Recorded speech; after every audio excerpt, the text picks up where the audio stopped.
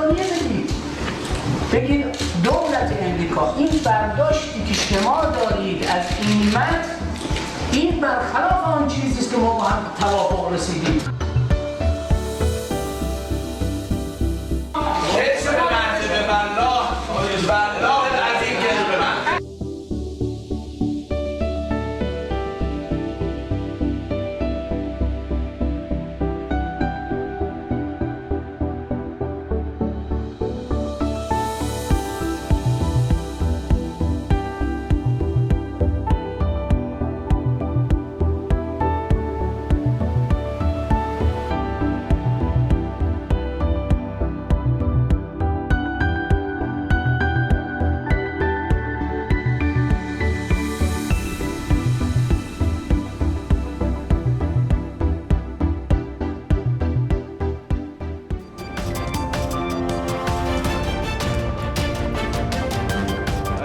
به هر حال فضا رفت به سمت امنیتی شدن و یک فضای خشونت آمیزی شکل گرفت که در این فضای خشونت آمیز که همراهی میشد و ساپورت میشد با در واقع رادیکالیزه شدن ناسیونالیسم ترک از سویی و ایجاد ارعاب در مناطق کردنشین از دیگر سوی و همچنین در واقع بردن فضا به سمت یک دوالیته اسلامگرایی در مقابل کفر یا مثلا در واقع آتئیسم که نسبت داده میشد به جریانات سوسیال ناسیونالیست کرد فی الواقع. دوستان دارن درو میشکنن، دارن درو میشکنن، دارن درو میشکنن، دارن درو میشکنن. ساکن ol! Sakin ol, eşimi sıkma. Please help us. There isn't anyone here to help us. Where is UN? Sakin ol diyorum. United Nations, please help us. Elim işlevi. Please help us. They want to break the door. Efendim, görüyorum. Kim bu kapıya çaldı? Öyle. Kim çarptı?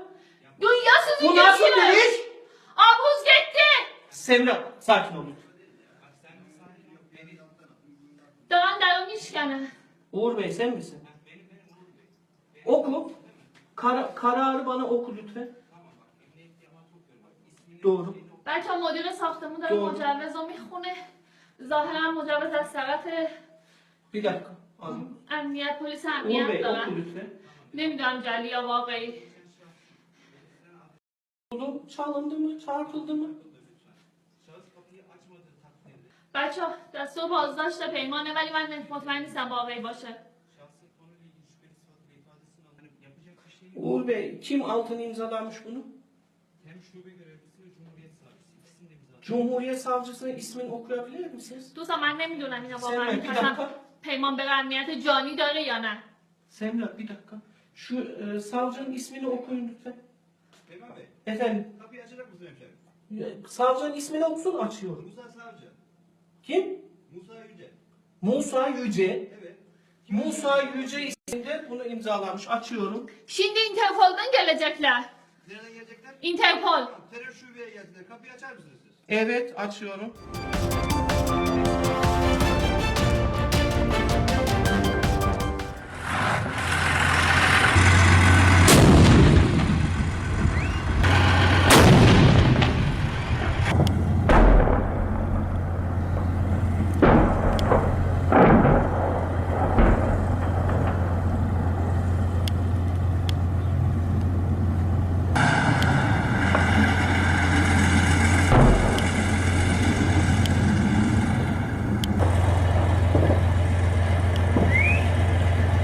بالعربي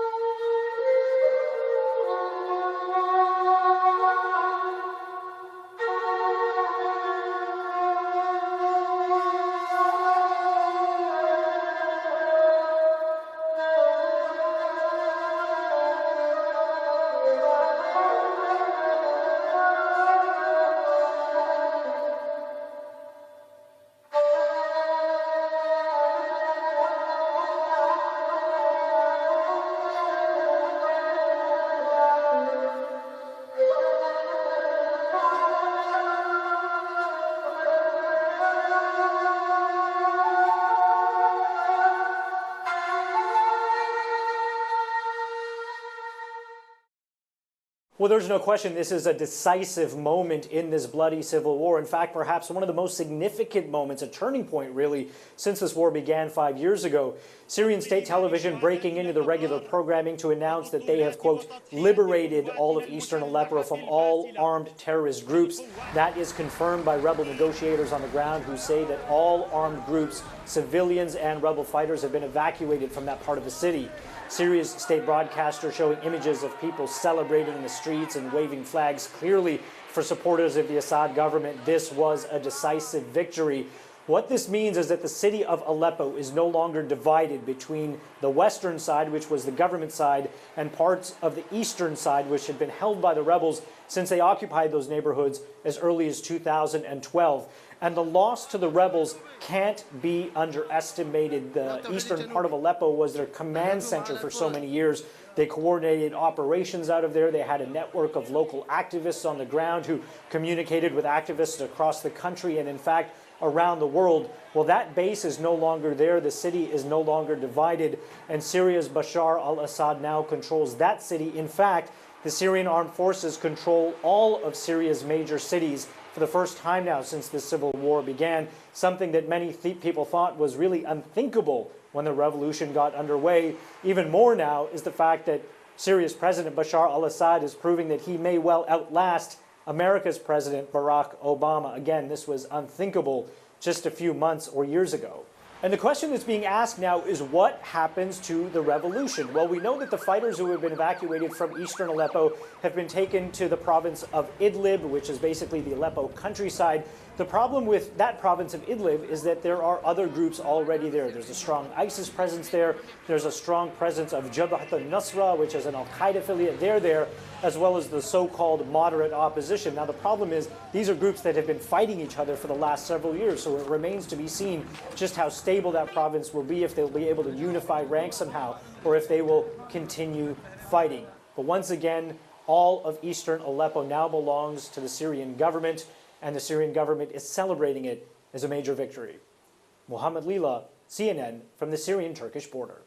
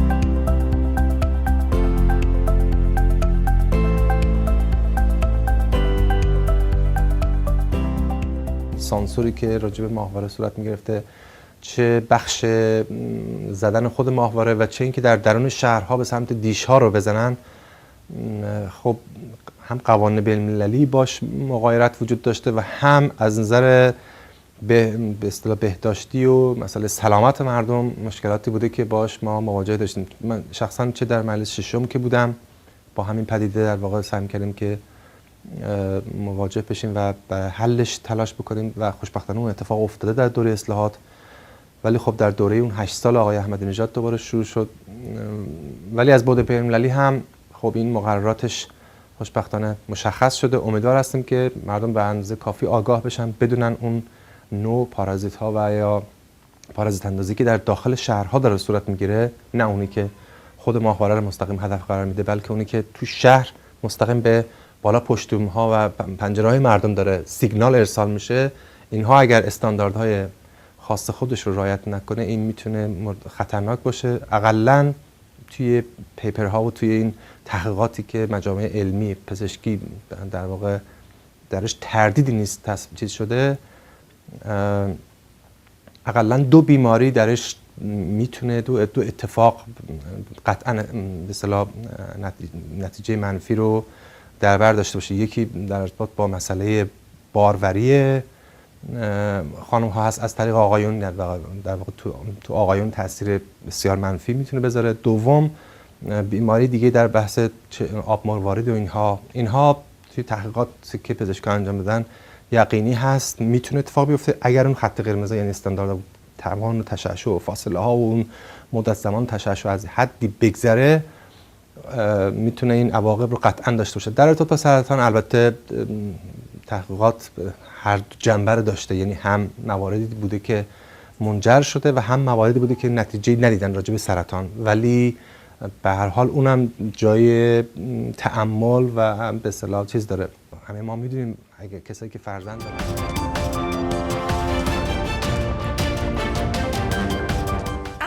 After Russian President Vladimir Putin pledged to enhance his country's nuclear forces, President-elect Donald Trump took to Twitter promising to do the same.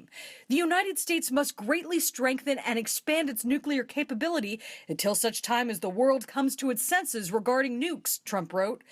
Russia currently has 7,300 warheads, slightly more than the 7,100 held by the U.S. Putin seemed to suggest that a new weapons system was needed to overcome U.S. missile defenses. We need to strengthen the military potential of strategic nuclear forces, especially with missile complexes that can reliably penetrate any existing and prospective missile defense systems. As for the president-elect, his transition team says Trump was emphasizing the need to modernize our deterrent capability, something candidate Trump touched on during the second presidential debate. Russia is new in terms of nuclear. We are old, we're tired, we're exhausted in terms of nuclear. A very bad thing. But rebuilding is something the Obama administration has already been doing, according to State Department spokesman John Kirby. I think we readily agree that we need to work on ways to eliminate nuclear proliferation. We have also been working over the last 8 years to modernize the nuclear deterrent. Today's comment signaling a starkly different tone from 6 years ago when the U.S. and Russia signed the New START treaty, agreeing to reduce their nuclear stockpiles. I'm Mary Maloney reporting.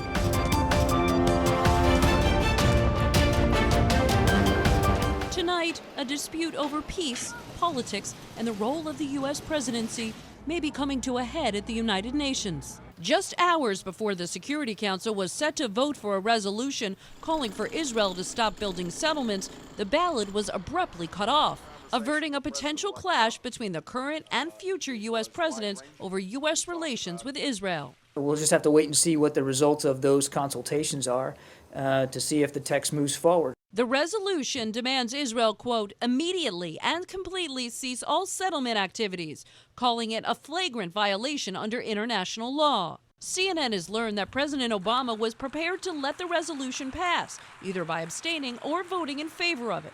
The U.S. has traditionally seen Jewish settlements in areas controlled by Palestinians as an obstacle to a peace process, but has never gone so far in a UN vote. The move today would have been seen by many as a provocation, a parting shot at Israel's Prime Minister Benjamin Netanyahu, with whom President Obama has strained ties. Around 3 a.m., Netanyahu took to Twitter, writing in English and appealing for a U.S. veto. But before the White House could announce its support for the resolution, this morning President-elect Donald Trump sent out this statement calling for a veto and saying peace between Israel and Palestinians needs to be negotiated, not, quote, through the imposition of terms by the United Nations. A senior Israeli official tells CNN the Israeli government reached out to Trump to weigh in after failing to persuade Washington to cancel the vote. Then Egyptian President Sisi, whose country offered the resolution, put the vote on hold after a call from Trump. Today, gratitude from Israeli Ambassador Ron Dermer, who tweeted Israel, quote, deeply appreciates the clear and unequivocal call by Trump. The United Nations is not a friend of democracy. Trump's statement appeared to again signal his desire to shift U.S.-Israel relations. During the election, he said he would move the U.S. Embassy to Jerusalem, and he denounced UN involvement in the peace process in an interview with Wolf Blitzer. This has to be a deal between the Palestinians and the Israelis. Trump says he wants to be seen as an honest broker in the Mideast. I would love to be neutral if it's possible. It's probably not possible because there's so much hatred. There's so much going on.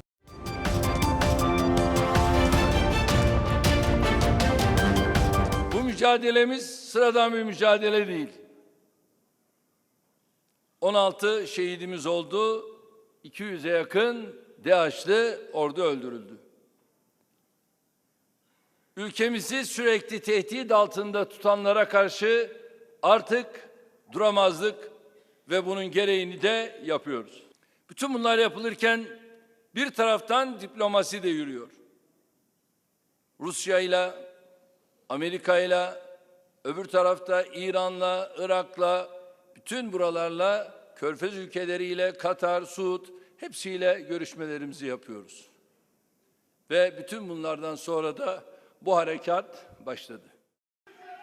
Geçmişteki mücadelelerin aksine bugün asimetrik bir saldırıyla karşı karşıyayız. Terör örgütleri bu kavganın sadece piyonlarıdır. Bizim asıl mücadelemiz arkalarındaki güçlerdir. Evet, şehit verdiğimiz askerimizle, polisimizle, vatandaşımızla canımızı yakmayı hedefliyorlar. Ama bu can acısı bizim gücümüzü tüketmiyor. Tam tersine mücadele azmimizi dağıtabiliyor.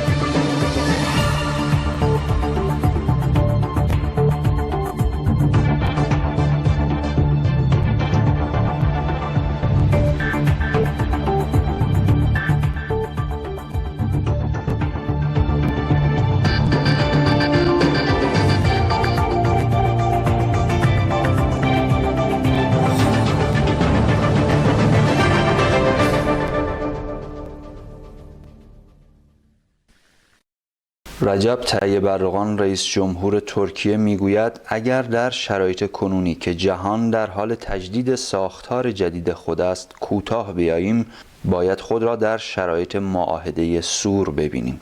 اشاره او به معاهده تنبیهی است که سال 1920 و به دلیل مشارکت امپراتوری عثمانی در جنگ جهانی اول موجب جدا شدن بخش‌های وسیعی از خاک این امپراتوری شد. اردوغان به صورت ضمنی میل خود را به بازسازی عثمانی نوین بیان می‌کند و می‌گوید ما هنوز در اندوه از دست داده‌های خود در معاهده لوزان هستیم.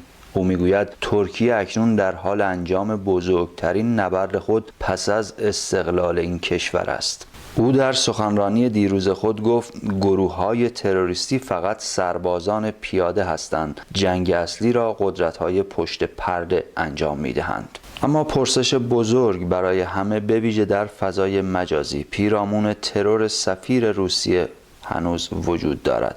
چرا فرد مهاجم با وجودی که راه فراری نداشت و تنها بود کشته شد و پلیس ترکیه تلاش نکرده با زنده دستگیر کردن او به جزئیات بیشتری در این رابطه دست پیدا کند؟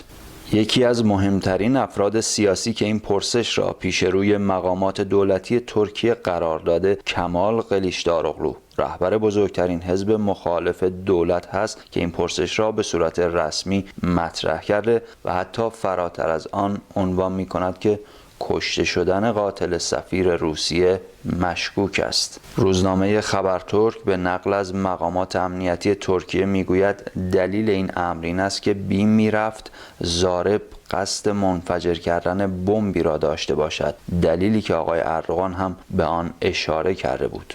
با این حال این دلایل هنوز نتوانسته که منتقدان را قانع کند. بیانیه گلن مبنی بر محکوم کردن این ترور و عدم دست داشتن در این سوء قصد هم بیشتر به این ابهامات دامن زده. روزنامه استار هم می نویسد ضارب ارتباطی با جماعت گلن ندارد. از سوی دیگر شمیل تیار نماینده پارلمان و عضو حزب عدالت و توسعه توپ را به زمین ناتو انداخته و میگوید این ترور توسط عوامل ناتو صورت گرفته. با این حال کمال قلیچدار اغلو هم با انتقاد از عملکرد دولت و پلیس ترکیه خواستار روشن شدن ابعاد دقیق این ماجرا شده. باید دید تیم تحقیقاتی 18 نفره روس‌ها که چند روزی است در آنکارا حضور دارند چه نظری در این زمینه خواهند داد. در میان این هیاهوها ساعاتی پیش در استانبول پروین بولدان عضو حزب کردی HDP و یکی از ارشدترین و سرشناسترین اعضای این حزب توسط پلیس ترکیه بازداشت شد. طی چند هفته گذشته ده‌ها عضو و هوادار و همینطور نمایندگان پارلمان این حزب به اتهام کمک به PKK بازداشت شدند.